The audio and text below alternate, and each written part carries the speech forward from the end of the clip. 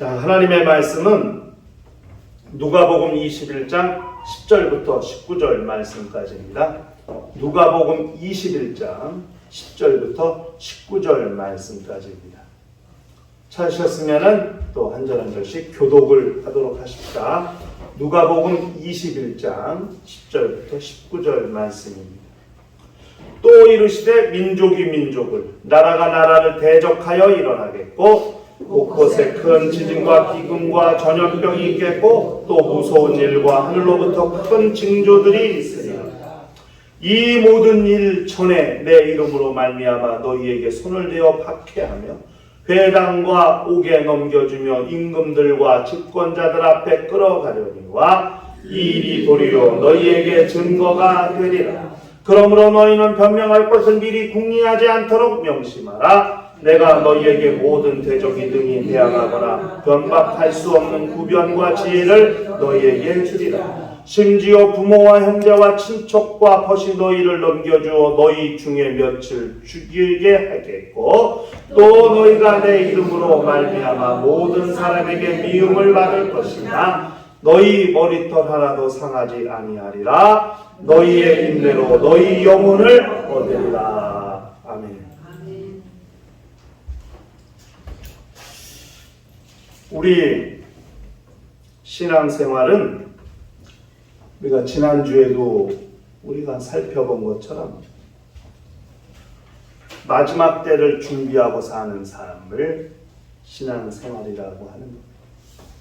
예수께서 이 땅에 오신 이후로 이 세상은 종말입니다.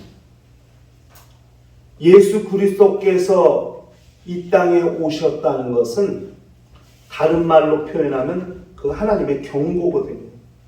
세상을 향한 하나님의 경고예요. 뭐냐? 죄로 인해 아담이 하나님의 말씀을 불순종함으로써 선악과를 따먹은 때부터 이 세상에 죄가 시작되었거든요. 하나님은 죄를 만들지 않으셨어요. 죄를 창조하지 않으셨어요. 죄는 뱀의 유혹을 받은 하와에 의해서 또 그와 함께한 남편 아담에 의해서 하나님의 말씀을 불순종한 것부터 시작이 된 거죠. 그것이 그 아들 가인과 아벨 때에 가면 형제가 형제를 죽이는 살인하는 죄로 죄가 확대되어 가더니 아주 마른 돌에 불 번지듯이 죄가 기하급수적으로 이 세상에 퍼지기 시작해서 하나님을 원망하고 하나님께 대항하는 바벨탑을 짓기 시작하고 사람과 사람 사이에 생기는 온갖 추악한 행동과 이거 걷잡을 수 없이 이 세상의 죄가 관용해지기 시작했죠. 그래서 하나님이 1차로 그 모든 것들을 정리하신 것이 노아의 홍수 아닙니까? 죄로 다 물들었던 세상, 관용한 세상을 하나님이 사람 지은 것을 한탄하죠. 결국 노아와 그 식구들만 남기시고 물로 다 쓸어버리셨죠. 그 이후에도 여전히 죄의 싹이 남아있어서 노아의 후손들로 시작된 이 인류도 결국 죄가 물들기 시작하고 또 하늘에서 범죄한 천사가 이 세상의 임금이 되어 세상 임금을 노릇하고 있기 때문에 그로 인해 이 세상의 온갖 죄악이 관영해지는 것은 당연한 결과라고 할 수 있겠지만은 그러나 그 모든 것들을 피할 수 있고 이길 수 있도록 하나님께서 말씀을 주시고 선지자들을 보내시고 그렇게 하셨지만은 계속 인류는 죄를 짓기 시작했죠. 이스라엘 민족의 역사만 보더라도 출애굽한 이후에 광야에서부터 가나안 땅에 들어가서 그들의 삶에서 계속 하나님께 불순종하고 하나님을 거역하고 이방신을 섬기고 그럼으로써 또 이 세상의 죄가 그렇게 관용해지기 시작했을 때 하나님께서 이 세상을 향한 마지막 경고로 보내신 이가 예수 그리스도입니다. 예수 마지막 기회를 주신 거죠. 예수 믿으면 살지만 예수 믿지 않으면 죽는다. 이거거든요. 이게 엄청난 하나님의 경고거든요. 그렇기 때문에 예수 그리스도께서 이 땅에 임하셨던 2000년 전부터 이 세상은 종말입니다. 2000년이 지난 지금 정말 그 종말의 끝에 와 있다고 해도 과언이 아닐 만큼 우리 신앙생활은 정말 마지막 때를 준비하고 사는 삶이어야 한다고 그렇게 말할 수 있는 거죠. 지난 시간에 우리가 살펴보았던 말씀은 말세에 대한 주님의 세 가지 내용이죠. 예를 들면 말세가 되면 어떻게 눈에 보이는 가시적인 것들이 아무 소용이 없어집니다. 두 번째, 그러므로 미혹을 받지 않도록 주의해라. 그렇지만 결코 두려워하지 말라. 이게 주님이 말씀하신 내용입니다. 오늘 우리가 읽은 이 누가복음 21장 10절부터 19절 말씀은 이어서 지난 시간에서 주님이 이 말세가 되면 나타날 징조에 관한 이야기를 하신 거거든요. 엄밀히 말하면 본문 말씀은 크게 두 가지로 나눠져요. 징조와 약속. 말세가 되면 나타날 징조.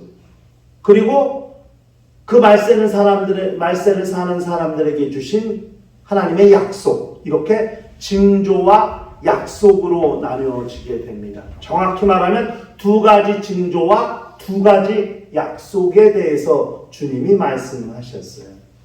먼저 징조에 관한 것을 살펴보면 그 징조는 재난과 핍박이라는 거거든요. 두 가지 징조는 세상에 재난이 일어날 것이고 또 성도들이 핍박을 받을 것이다. 재난과 핍박에 관한 이야기인데 말보다는 현상이라는 말이 더 맞을 것 같은, 말세가 되면 어떤 현상이 일어난다는 거예요. 사람들의 눈으로 보여지는 현상. 그거 첫 번째가 뭐냐면 재난이죠. 재난. 나라와 나라가 민족이 민족을 대항하여 일어나겠고 지진이 있고 기근이 있고 하늘에서 아주 엄청난 일들이 일어나고 이런 일들이 일어나고 전염병이 있고 뭐 코로나 같은 거 뭐 엄청나지 않습니까? 그런 전염병들이 있고 하늘에 무서운 일들이 있고 하늘에 징조가 있을 것이라고 말했습니다. 그런데 이런 것들이 오늘날만 있냐? 아니거든요. 예수 당시부터 이런 일들은 계속 이어져 왔었어요.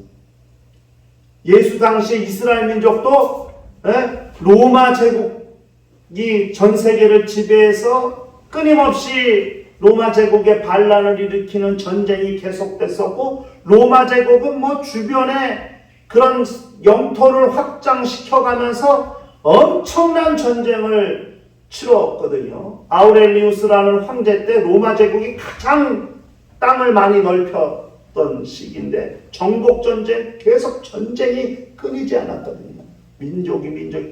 그 당시에 로마 민족과 게르만 민족의 충돌, 흉노족과 로마 민족의 충돌, 로마 제국과 저 아시아에 있는 여러 나라들과의 전쟁 엄청났거든요. 그것뿐인가요? 온갖 전염병이 세상을 휩쓸었었거든요. 20세기에 흑사병이 유럽의 인구 3분의 1을 다 죽이고도 남을 만큼 엄청난 전염병이 있었거든요. 그 중세시대에도 근대시대에도 엄청난 전염병들이 세상을 휩쓸고 갔거든요. 패스트니 말라리아니 이런 걸로 죽은 사람들이 수천만 명 이상이거든요. 지금 이 시대에만 전염병이 있고 전쟁이 있는 것이 아니라 예수가 이 땅에 오신 이후부터 계속 그런 일들은 이어져 왔다는 것이죠. 근데 중요한 것은 예수가 다시 오실 때가 가까우면 가까울 때 이런 일은 반드시 일어나게 되어 있다는 겁니다. 그래서 사람들은 속을 수 있다는 거죠. 또 전쟁이 나나 보네. 또 전염병이 시작됐네. 몇 년에 한 번씩 주기적으로 그런 일이 일어나는 것 같이. 그래서 이것 지나가면 또 평안한 세월이 오고 안전한 세월이 오고 좋은 세상이 올 것 같이 그렇게 여길 수 있다는 거거든요. 그러나 주님이 다시 오실 그때에 우리는 항상 기억해야 됩니다. 늑대 소년의 이야기를 잘 기억해야 돼요. 늑대가 나타났다고 3번이나 거짓말 쳤어요. 4번째 진짜 늑대가 나타났는데 늑대가 나타났다고 외쳐도 아무도 도와주는 사람이 없어요. 그렇게 되어서는 안 되거든요. 4번째 늑대가 나타났다고 해도 뛰어나와서 양을 지키고 자기 짐승을 지키려고 하는 그런 역사를 이뤄야 되는 것인데 안 나가면 늑대에 의해서 짐승들은 희생을 당하게 되는 것 같아요. 또 전쟁이 있고 또 기근이 있고 또 전염병이 있고 하늘에 무서운 일이 있고 징조가 있다고 해서 주기적으로 나타나는 현상 몇십 년에 한 번씩 이렇게 생각할 것이 아니라 그날 주님이 이 세상에 재림하시는 때가 왔을 수도 있다는 거거든요. 그래서 믿지 않고 관심을 갖지 않을 것이 아니라 여전히 그때도 우리는 관심을 가져야 한다는 사실을 그걸 알아야 됩니다. 중요한 건 그렇게 전쟁이 있고 기근이 있고 지진이 있고 하늘에 무서운 일이 있고 전염병이 있고 이런 일들이 나타날 때 그날 우리는 뭐 어떻게 해야 될까? 주님이 다시 오신다는 것을 계수해서 어디 가서 숨어서 기도만 하고 자기의 영혼을 하늘로 옮길 준비만 하는 것이 아니라 우리는 예수를 전하고 복음을 증거하는 일에 매진해야 된다는 사실을 그걸 알아야 해요. 말세가 되면 될수록 성도들이 해야 할 일은 주의 날을 계수하는 것도 중요하지만 그것보다 더 중요한 것이 주의 다시 오심을 증거하는 일에 힘을 써야 한다. 보시오 세상 사람들아 들으시오. 이것이 자연적으로 일어나는 현상이 아니라 주님이 이 땅에 다시 오실 때의 것에 대한 현상이고 징조입니다. 예수 이 세상에 다시 오십니다.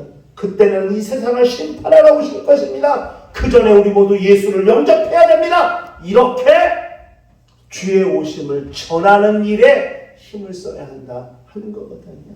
이것이 성도들이 해야 될 일이에요. 이런 말세의 징조 현상이 일어날 때 재난의 현상들이 보여질 때 우리가 해야 될 일은 주의 오심을 전하는 일에 힘을 써야 한다는 사실을 그걸 알아야 된다 하는 겁니다. 예수가 오시기 전에 일어날 현상이 재난이라면 또 하나의 현상이 있는데 그것이 뭐냐면 성도에 대한 핍박입니다. 말세에 예수를 전하는 일은 핍박을 받게 되어 있습니다. 예수께서는 제자들에게 이미 말씀하셨어요. 회당에 넘겨지고 매질을 당하고 죽임을 당할 것이라고 그렇게 말씀하셨습니다. 마태복음 24장 9절에 그때 사람들이 너희를 환난에 넘겨주겠으며 너희를 죽이리니 너희가 내 이름 때문에 모든 민족에게 미움을 받으리라. 이렇게 주님이 말씀하셨습니다. 이거 매우 중요한 일이거든요. 이것이 그냥 주님이 예언한 것으로만 그친 것이 아니라 사도행전에 가니까 실상 제자들에게 이런 일이 닥쳤거든요. 역사적으로.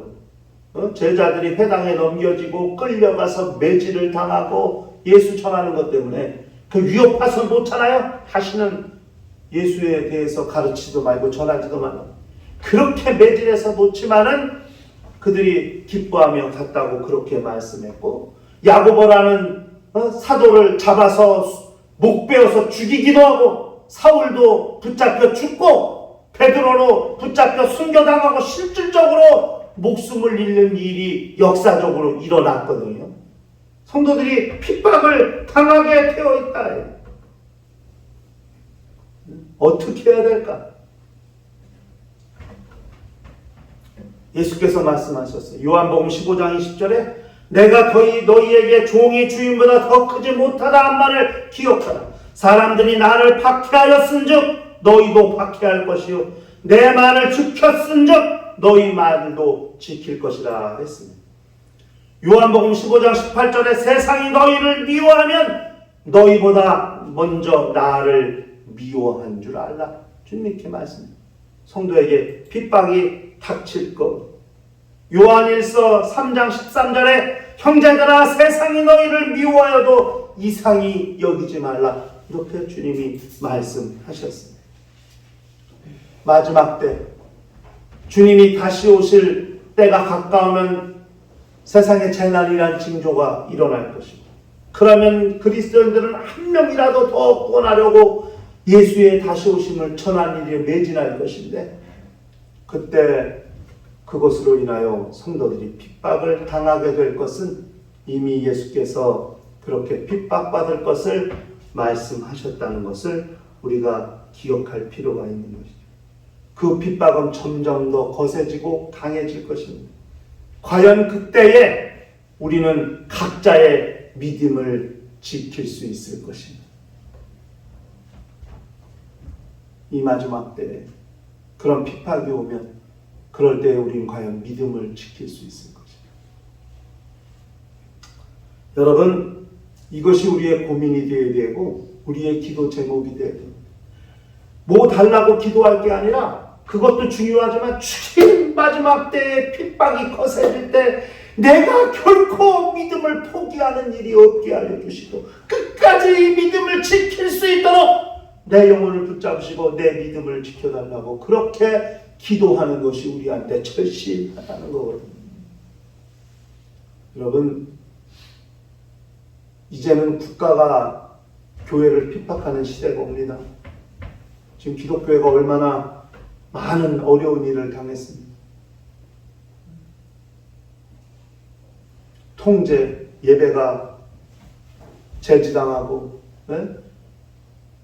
교회 오는 것이 제지당하고 일이 그냥 버젓이 일어나고 있지 않아요. 이젠 그것이 아무렇지도 않고 법적으로도 그것이 옳다고 인정될 만큼 그렇게 국가가 종교를 통제한 일이 맞다고 법적으로도 용인할 만큼 이 세상은 이제 교회에 대해서 그렇게 호의적이지 않다는 것을 아셔야 합니다. 그럴 때 과연 우리는 믿음을 어떻게 지킬 것인가? 여러분, 핍박이 두렵지 않습니까? 왜 두렵지 않아요? 핍박이 왜 두렵지 않아요? 얼마나 무서워요? 얼마나 겁이 나요? 그것이 현실이고 사실이죠. 핍박이 두려운데 안 두려운 것처럼 그렇게 할 수는 없어요. 핍박이 두려워요. 무서워요. 저도 무서워요. 그렇기 때문에 주님은 우리에게 두 가지 약속을 해 주셨다는 것을 그걸 알아야 돼요. 그래서 본문에는 두 가지 징조에 대해서 재난이 일어나고 성도들이 핍박을 받을 것이지만은 그러나 우리들어 두려워하지 말고 안심하게 하기 위해서 주님은 두 가지의 약속을 주셨다는 것을 본문은 이야기하고 있습니다. 그것이 14절부터 19절까지 나오는 말씀입니다. 첫 번째가 뭐냐면 구변과 지혜를 주시겠다고 그렇게 말씀했습니다. 14절, 15절. 원문으로 말하면 입과 지혜를 주신다는 말이에요. 구변과 지혜란 말은 입과 지혜를 주신다는 말씀입니다. 다시 말하면 결코 혼자 두지 않겠다는 말씀이거든요. 너 혼자 방치되지 않게 하겠다. 너 혼자 내버려 두지 않겠다고 주님이 말씀하십니다. 그분이 우리와 함께 계실 것이고, 이미 마태복음 28장 23절 보라 세상 끝날까지 내가 너희와 항상 함께 있으리라고 말씀하신 것처럼 주님이 우리와 함께 계시겠다는 말씀이고, 우리로 하여금 담대히 말할 수 있는 입과 주님을 증언할 수 있는 지혜를 주시겠다고 주님이 그렇게 말씀하신 것이죠. 여러분, 베드로전서 3장 15절에 뭐라고 말했냐면, 너희 마음에 그리스도를 주로 삼아 거룩하게 하고 너희 속에 있는 소망에 관한 이유를 묻는 자에게는 대답할 것을 항상 준비하되 온유와 두려움으로 하고 그랬어요. 대답할 것을 항상 준비하라고 그랬거든요. 그런데 오늘 본문에는 주님은 미리 준비하지 말라는 거예요. 뭘 말할지. 뭐요? 누구는 준비하라고, 주님은 준비하지 말라고. 좀 헷갈리잖아요. 근데 핵심은 그거예요.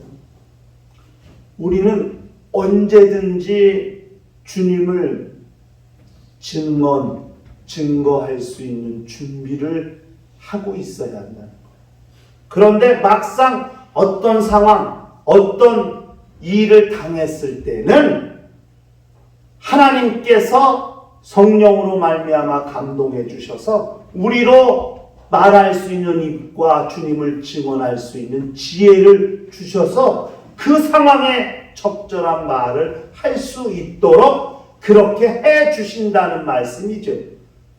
준비는 언제든지 하고 있되 상황에 맞게 필요한 말을 할 수 있도록 주님이 그렇게 우리와 함께 주신다는 것을 성경은 말씀하고 있는 겁니다. 우리 혼자 그 모든 일을 감당하게 하시는 것이 아니라 주님이 함께 계셔서 깨닫게 하시고 말하게 하시고 주님을 증언할 수 있도록 그렇게 해 주신다는 말씀이거든요. 결코 혼자 그 일을 처리하지 않게 하신다. 주님이 우리와 함께 하신다는 사실을 그걸 기억해야 됩니다. 바울이라는 사람이 예루살렘에 올라갔다가 붙잡혔어요. 다 예루살렘에 올라가지 말라고 그랬어요. 너 올라가면 큰일 난다.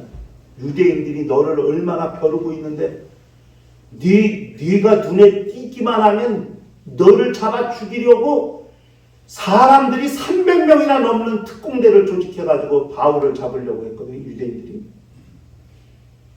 그런데 네가 지금 무슨 강도의 소굴로 들어가는 것도 아니고 왜 예루살렘 성전에 가지 말라고 다 말렸어요. 주변에 있는 제자들부터. 그런데 바울은 담대히 내가 예루살렘에 올라가서도 복음을 전하여야 하리니, 그러면서 사도행전의 그 20장 이후에 예루살렘에 올라가야 된다는 사실을 이야기했거든요. 예루살렘 성전에 올라갔어요. 그런데 저 멀리 아시아에서 온 유대인들이 저 예수를 전하는 사람이라고 그러니까 누가 달려들어 바울을 붙잡았어요. 공회에 넘겨졌어요. 재판을 회부됐어요.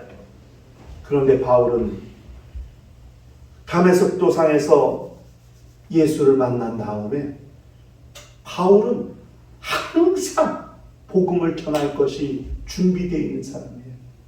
바울이 다메섹 도상에서 빛을 보고 눈이 멀었잖아요. 아무것도 못 봤어요.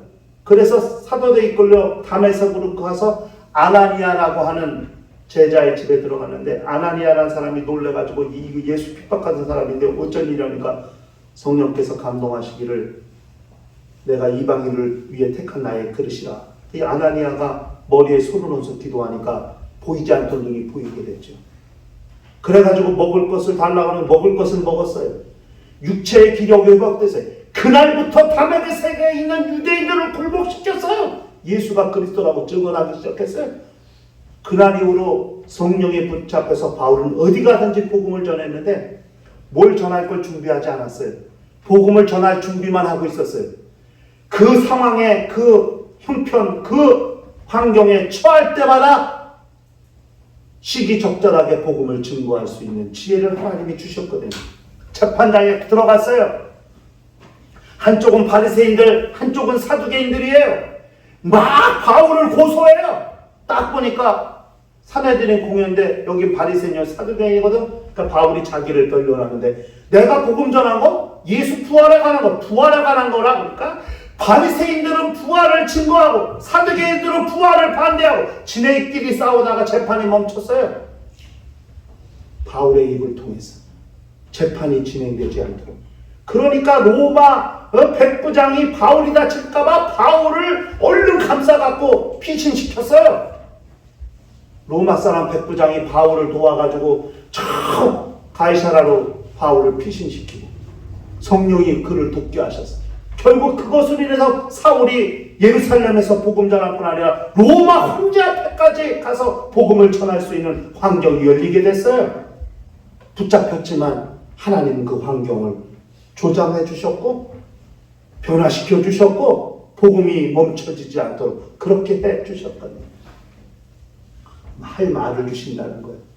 그 상황에 맞게 결코 바울을 혼자 두지 아니하시고 사람을 통해서 백부장을 통해서 군사들을 통해서 바울을 지키고 보호할 수 있도록 하셨거든요. 유대인들 특공대가 조직돼갖고 바울을 죽이기 전에는 아무것도 먹지 않겠다고 결심한 결사대가 수백 명이었어요. 그 당시에 백부장이 바울을 보호하고 지켰거든요. 하나님은 그렇게 역사해 주신다 하는 겁니다. 결코 혼자 두지 않는다. 두 번째는 영혼을 얻게 된다고 그렇게 말씀했습니다. 핍박으로 인해서 잃게 될 것은 육체이지 영혼은 아니라는 사실을 우리가 잘 알아야 됩니다.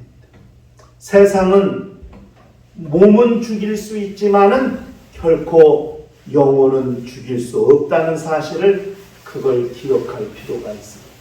마태복음 10장 28절에 몸은 죽여도 영혼은 능히 죽이지 못하는 자들을 두려워하지 말고 오직 몸과 영혼을 능히 지옥에 멸하실 수 있는 그 분을 두려워하라고 주님이 그렇게 말씀하셨습니다.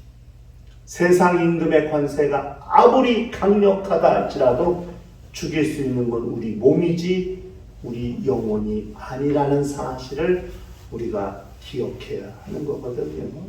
그렇기 때문에 우리는 담대할 수 있다는 것입니다. 오늘 본문에 심지어 가족이, 형제가, 부모가, 자식이 자기 가족을 고소하고 재판장에게 내어주고 그런 일이 일어날 수 있다고 오늘 본문에 그렇게 말씀했습니다. 죽이는데 넘겨줄지라도 머리털 하나 상하지 않을 것이라고 주님이 그렇게 말씀했습니다. 육체의 머리털은 상하지만은 영혼의 머리털은 단 하나라도 상하지 않게 될 것이라고 주님이 그렇게 약속하셨거든요. 이게 우리의 담대함이죠. 어차피 육체는 썩어지면 죽습니다. 넘어지면 깨집니다. 연약하디 약한 질그릇과 같은 존재가 우리의 육체입니다.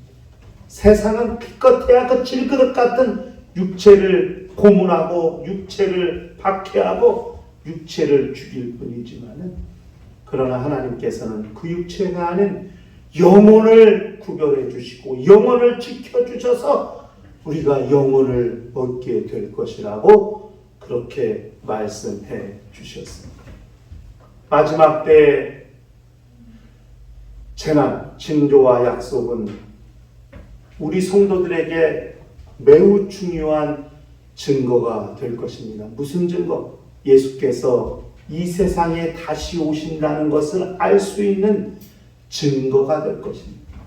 그 증거들을 통해서 우리는 우리의 육체도 육체지만 우리 영혼을 결코 빼앗길 수 없는 존재들이라는 것을 기억하면서 자기의 신앙생활을 지혜롭게 잘 감당할 수 있게 되어야 한다 하는 것.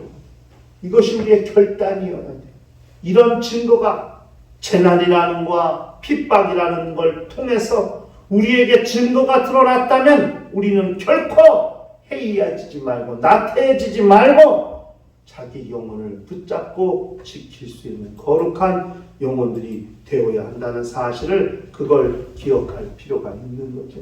아, 드디어 때가 되었구나. 드디어 주님이 이 땅에 다시 오실 때가 되었구나. 그렇다면 우리 뭘 해요? 우리 영혼을 챙기고 이사갈 준비한다고 재산 챙기고 금은보화 챙길 것이 아니라 다 두고 갑니다. 오직 가져갈 거 우리 영혼밖에 없다. 그러므로 너희 영혼을 얻으리라 하는 주의 말씀을 기억하고 끝까지 자기 영혼을 사수하고 지킬 수 있는 거룩한 심령과 가정과 교회가 되시기를 주의 이름으로 축원합니다.